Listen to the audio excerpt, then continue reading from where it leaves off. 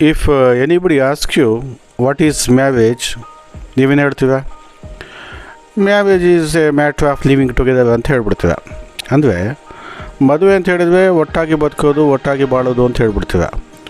ನಾವು ಅದನ್ನು ಬಹಳ ಡೀಪಾಗಿ ಯೋಚನೆ ಮಾಡಿದಾಗ ಏನನ್ಸುತ್ತೆ ಅಂತ ಹೇಳಿದ್ರೆ, marriage is A not A matter of mere living together.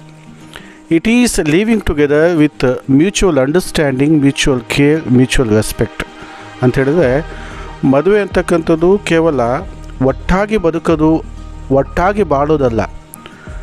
ಇದು ಗಂಡ ಹೆಂಡತಿ ಪರಸ್ಪರ ಅರ್ಥ ಮಾಡಿಕೊಂಡು ಪ್ರೀತಿಯಿಂದ, ಸಹನೆಯಿಂದ, ತಾಳ್ಮೆಯಿಂದ ಜೀವನ ಮಾಡ್ತಕ್ಕಂಥದ್ದು ಅಂತ ಆಗುತ್ತೆ.